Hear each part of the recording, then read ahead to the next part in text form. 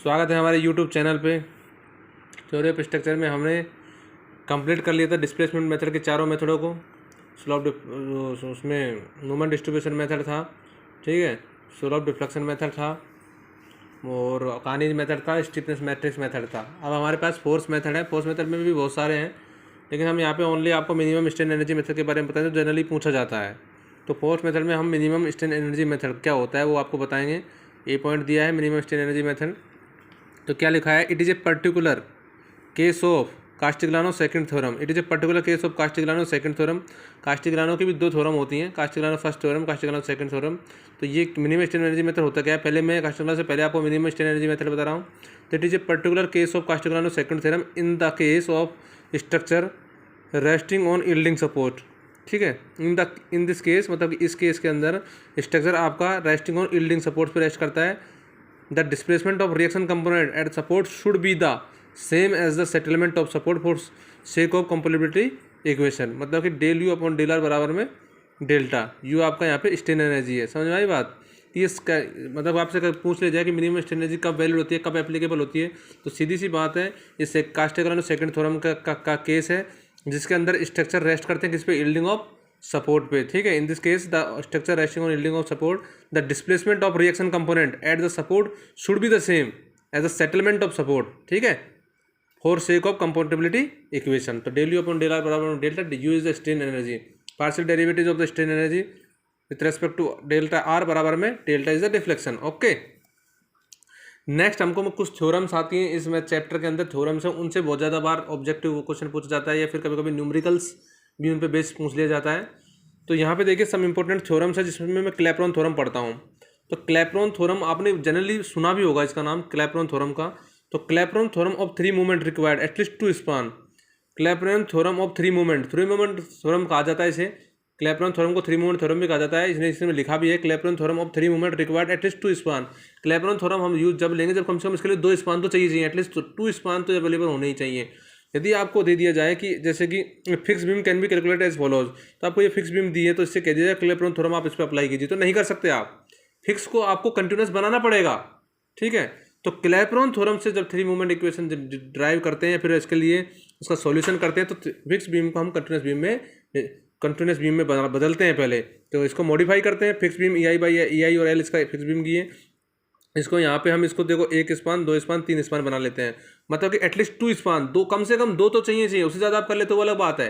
लेकिन three movement theorem applicable करने के लिए हमें दो या दो से ज़्यादा स्पान की आवश्यकता पड़ती है। इसलिए फिक्स बीम का जो स्पान है उसको हमने पहले कंटिन्यूस बीम में चेंज किया। ठीक है, EI/L यहाँ पे I, ये आपका जो है I इन्फिनिट, मतलब कि इसमें I बढ़ाया गया है। ठीक है, I इज इन्फिनिटी की ओर बढ़ रहा है, तो फिक्स को हमने कंटिन्यूस में चेंज कर लिया। तो now we can say that now with the modified beam in the form of continuous beam the beam can be analyse with three movement theory. अब इसको थ्री मूवमेंट थ्योरी से हम क्लैपेरॉन थ्योरम से इसको analyse कर सकते हैं। इससे पहले इसको हम एनालाइज नहीं कर सकते थे। आपसे कह दिया जाए कि इसको आप थ्री मूवमेंट थ्योरम से क्लैपेरॉन थ्योरम अप्लाई किया तो नहीं कर सकते। इसको पहले आपको फिक्स बीम को कंटिन्यूस में चेंज करना पड़ेगा, फिर क्लैपेरॉन थ्री मूवमेंट थ्योरम इस पर अप्लाई करेंगे। ठीक है, ऐसे आप इस पर अप्लाई नहीं कर सकते। तो आपको याद रखना पड़ेगा क्लैपेरॉन थ्योरम में यदि फिक्स बीम हो या फिर कोई, तो उसको पहले मल्टीपल स्पान या एटलीस्ट टू स्पान में तो आपको चेंज करना ही पड़ेगा, तब आप इसमें क्लैपेरॉन थ्योरम अप्लाई कर सकते हो। तो जिस सिंपल सी बात कह सकते हैं, क्लैपेरॉन थ्योरम आज basically use in fix beam and continuous beam. Simple सी बात है। यदि आपसे क्वेश्चन में ऑब्जेक्टिव में पूछ भी लिया है क्लैपेरॉन थ्योरम क्या कंटिन्यूस बीम के लिए होती है, नहीं, फिक्स बीम को हम कंटिन्यूस बनाते हैं तो दोनों के लिए एप्लीकेबल हो गया कि फिक्स बीम भी उसके लिए वैलिडेशन रखेगा ना, तो दोनों के लिए आप करेंगे। ठीक है, ओके। नेक्स्ट थ्योरम है आपकी सुपरपोजिशन थ्योरम। तो सुपरपोजिशन थ्योरम को पढ़ने से पहले उसका प्रिंसिपल पता होना चाहिए कि कहाँ पे वैलिडेशन वो रखती है। तो principle of superposition theorem is applicable when the material obeys Hooke's law. यदि आपका मटेरियल हुक्स लॉ का पालन करता है, ठीक है, हुक्स लॉ का stress is directly proportional to strain, तो मटेरियल यदि हुक्स लॉ को ओबे करता है तो उस पर सुपरपोजिशन थ्योरम इज वैलिड है। The effect of temperature change are not take into consideration. Effect of temperature change not take into consideration. ठीक है, इसमें जो टेम्परेचर का इफेक्ट है वो कंसिडर नहीं किया जाता। The support do not yield, और सपोर्ट आपकी यील्डिंग नहीं होनी चाहिए, सपोर्ट डू नॉट यील्ड।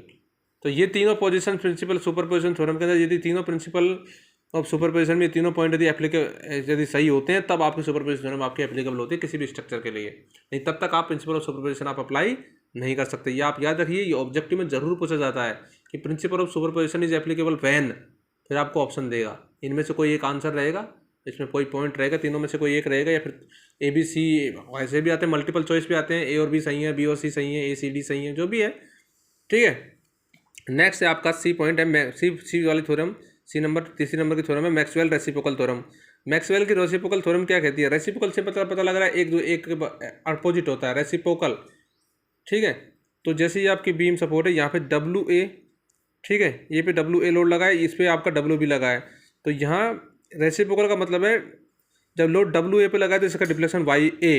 ठीक है, डब्ल्यू ए इंटू इसका डिफ्लेक्शन का मिला वाई ए, और डब्ल्यू बी पे लगाएंगे तो इसका डिफ्लेक्शन का मिला है वाई बी। तो W A into Y A बराबर W B into Y B. तो मैं रेसिप्रोकल हुआ, ए पॉइंट पे लगा W A into Y A, W B into Y B. तो इफ डब्ल्यू ए बराबर डब्ल्यू बी बराबर में डब्ल्यू, देन वाई ए बराबर में वाई बी होगा। ठीक है, ये डब्ल्यू ए और डब्ल्यू बी सेम होगा, ठीक है, तो बराबर डब्ल्यू देन वाई ए बराबर में वाई बी। तो मैक्सवेल रेसिप्रोकल थ्योरम से कभी कभी क्वेश्चन पूछता है, या फिर थ्योरम ही देता है। थ्योरम में तो आपको यही याद रखना है, डब्ल्यू ए वाई ए बराबर डब्ल्यू बी वाई बी है जो आपको। कास्टिग्लियानो मेथड, कास्टिग्लियानो मेथड में दो थ्योरम चलती हैं। कास्टिग्लियानो मेथड क्या होता है पहले ये पता होना चाहिए। It is a method of determining the displacement of a linear elastic system.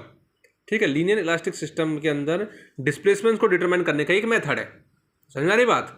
Castigliano जो मेथड है वो आपका डिटरमाइन करता है displacement of a linear elastic system. Displacement को डिटरमाइन करने के लिए, लीनियर इलास्टिक सिस्टम के अंदर डिस्प्लेसमेंट को डिटरमाइन करने के लिए कास्टिग्लियानो मेथड यूज में लिया जाता है, which is based on the partial derivative of the energy. तो वो किस पे बेस होता है? Partial derivative of the energy. ठीक है, जो कास्टिग्लियानो मेथड होता है वो आपका डिटरमाइन करता है displacement of linear elastic system which is based on partial derivative of the energy, मतलब। ठीक है, तो कास्टिग्लियानो थ्योरम जो है आपकी, तो दो थ्योरम है, Castigliano first theorem, Castigliano second theorem, दो थ्योरी रखती है। तो कभी कभी डायरेक्टली ऑब्जेक्टिव में पूछता है कास्टिग्लियानो फर्स्ट थ्योरम कौन सी होती है, या फिर आप, तो कास्टिग्लियानो फर्स्ट थ्योरम जो होती है, partial derivative of the strain energy with respect to load is given equal to क्या होगा आपका? डिफ्लेक्शन। कास्टिग्लियानो फर्स्ट थ्योरी कहती है partial derivative of the strain energy with respect to P, मतलब load, बराबर में आपका होगा डिफ्लेक्शन। तो यू यहाँ पे स्ट्रेन एनर्जी, पी आपका लोड है, डेल्टा आपका डिफ्लेक्शन है। और कास्टिग्लियानो सेकंड थ्योरी क्या कहती है? Castigliano second theory is the partial derivative of strain energy with respect to deflection gives the load. उल्टा हुआ ना, कास्टिग्लियानो फर्स्ट थ्योरी कहती है partial derivative of the strain energy with respect to load give the deflection, and second theorem कहती है partial derivative of strain energy with respect to deflection is give the load. Okay, तो दोनों theories को आपको friends याद रखना है, मतलब ये ऑब्जेक्ट में आपको डायरेक्टली पूछ ली जाती हैं। ठीक है, कभी कभी इनसे यदि आप एसएससी जेई मेंस देते हैं या इंजीनियरिंग थ्योरीज का, तो पार्शियल सेकंड थ्योरम या फोर्थ थ्योरम में जरूर एक क्वेश्चन आता है। ठीक है, तो इसको आपको पूरा डेरिवेशन पढ़ना पड़ेगा, तब जो आपको दिमाग में बैठेंगी चीज़ कैसे इसका डेरिवेशन कंप्लीटली आता है। ठीक है, तो वो अलग चीज़ है, वो यदि आप कोई कभी टाइम लगा तो हम आपको उसके बारे में बताएंगे कम्प्लीटली। यदि कोई भी आपको जो चीज़ पढ़नी है आप कमेंट सेक्शन में लिख दीजिए कि हमें सर ये चाहिए, जो भी दिक्कत होती है आप बता दीजिए, उसको वही लेक्चर आपको दे दिया जाएगा। मैं मेरे अकॉर्डिंगली करा रहा हूँ कि शायद आपको एडवांस्ड बोर्ड जेई का जो एग्ज़ाम है उसके लिए आपको ज़्यादा से ज़्यादा मतलब इसमें हेल्प मिले। ठीक है, जैसे मैंने एक क्वेश्चन लिखा है आपको, यहाँ पे देखिए क्वेश्चन गिवन है, इसमें आपका फिक्स कैंटिलीवर बीम है। ठीक है, इसमें आपका आर रिएक्शन लगा, यहाँ पे मोमेंट टाइम है, तो इसने क्वेश्चन में पूछा कि मोमेंट एट ए कितना होगा। यहाँ पे एल लेंथ की ये बीम है, तो मोमेंट एट ए कितना होगा, तो हम यहाँ इस पर क्या करते हैं, कॉम्पेटिबिलिटी इक्वेशन अप्लाई करते हैं एट पॉइंट बी पे। बी पे आपने कंपेटिबिलिटी यहाँ बी पॉइंट है, बी पॉइंट पे कॉम्पेटिबिलिटी इक्वेशन आपने अप्लाई की। ठीक है, तो बी पे जब कॉम्पेटिबिलिटी इक्वेशन अप्लाई करते हैं तो इसकी वजह से जो आपका डिफ्लेक्शन हो रहा है वो R L cube upon 3i, और एम की वजह से जो होगा वो आपका जो रिएक्शन देगा आपको, ये आपको एंटी क्लॉकवाइज देगी, और एम जो आपको देगा मूवमेंट जो आपको होगा क्लॉकवाइज। तो एंटी क्लॉकवाइज को आपने पॉजिटिव ले लिया। ठीक है, और तो क्लॉकवाइज को आपको नेगेटिव लेना पड़ेगा, बराबर में 0, दोनों को बराबर लिख लीजिए, आर की वैल्यू आपको मिल जाएगी। ये आर की वैल्यू आपको मिल गई 3/2 m/l। एट पॉइंट ए आपको चाहिए मोमेंट एट ए चाहिए, तो समीशन ऑफ एम बराबर में 0। तो ये आपको किधर घुमा, ये जो मोमेंट एट ए ये आपको एंटी क्लॉकवाइज घुमा, किधर क्लॉकवाइज घुमा रहे तो एम ए प्लस लिया है, प्लस में आपका जो ये है ये भी आपको क्लॉकवाइज घुमा रहे तो एम ए प्लस में M minus R into L, ये आपको किधर घुमाएगा, एंटी क्लॉकवाइज घुमाएगा, तो ये माइनस आर इंटू एल बराबर में 0। तो ये एम ए आपको क्लॉकवाइज घुमा रहा है, एम आपको क्लॉकवाइज घुमा रहा है, तो दोनों को पॉजिटिव लिया है, एम ए प्लस में एम, और जो आर है आर इंटू एल एक मूवमेंट बनाएगा, तो ये आपको किधर घुमाएगा, आपका एंटी क्लॉकवाइज घुमा रहा है ना। ठीक है, तो ये आपका माइनस हो गया, तो माइनस आर इंटू एल बराबर में 0। तो एम ए बराबर क्या हो जाएगा, आर एल माइनस में एम, और आर की वैल्यू अपने निकाल रखी है, तो यहाँ पे देखिए आर की वैल्यू आपने पुट कर दी 3/2 m/l into L minus M, L से एल कट जाएगा, तो 3/2 m माइनस एम करेंगे तो एम की वैल्यू कितनी जाएगी, m/2। ठीक है, तो यहाँ पे मूवमेंट एट ए होगा जो आपका कितना होगा, एम का आधा यहाँ पे होगा। ठीक है, यहाँ से आप कैरी ओवर फैक्टर वैक्टर निकाल सकते हो, सब कुछ निकाल सकते हो, कोई समस्या नहीं है। ठीक है, क्वेश्चन मैंने ये दिया है, क्वेश्चन मैंने ये आपका क्वेश्चन है, ये आपका सी पॉइंट यहाँ पे ये फिक्स है। ठीक है, ये आपका हिंज है। तो मैंने यहाँ पे कहा है कि आपको बीसी मेंबर में डिस्ट्रीब्यूशन फैक्टर चाहिए। तो डिस्ट्रीब्यूशन फैक्टर चाहिए तो ये आपका बीच का मिड पॉइंट जॉइंट है। ठीक है, तो यहाँ से आपको यहाँ का फर्दर एंड फिक्स यहाँ है सी पॉइंट पे, और फर्दर एंड हिंज कितना है ए पॉइंट पे है। तो मैंने स्टीपनेस निकालनी पहले इसकी। तो steepness of A member BC, steepness of member BC की स्टीपनेस कितनी हो जाएगी, फर्दर एंड इज फिक्स, तो कितना होगा 4EI अपॉन एल। तो स्टीपनेस ऑफ बीसी कितनी हो जाएगी 4EI upon L, far and is fix, further and is hinge. BA की स्टीपनेस कितनी होगी, स्टीपनेस ऑफ मेंबर बीए, मतलब के से डिनोट करते हैं स्टीपनेस को बीए की 3EI/L। तो फर्दर एंड इज हिंज कितना होगा 3EI/L पर।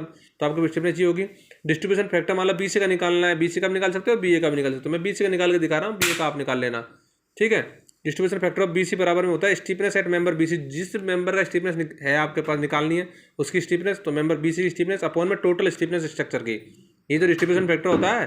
तो डिस्ट्रीब्यूशन फैक्टर ऑफ बीसी बराबर में steepness factor member, steepness of member BC की स्टीपनेस कितनी होगी 4EI/L, क्योंकि इसमें फर्दर एंड फिक्स है, अपॉन में total steepness 4EI/L plus 3EI/L बराबर में EI/L EI/ सब चले जाएंगे। तो आपका कितना रहेगा 4/7। उसी प्रकार आप बीए की भी निकाल सकते हो। तो बीए की क्या आ जाएगी, बीए की निकालेंगे तो यहाँ पे 3I/L होगा और टोटल तो यही रहेगी, तो 3/7 आ जाएगा। तो इसी हिसाब से आप इसका डिस्ट्रीब्यूशन फैक्टर भी निकाल सकते हो, किसी के रिलेटिव स्टीपनेस भी निकाल सकते हो, और जैसे मैंने ये वाला क्वेश्चन करा है इसमें किसी का मूवमेंट भी आप इस हिसाब से निकाल सकते हो।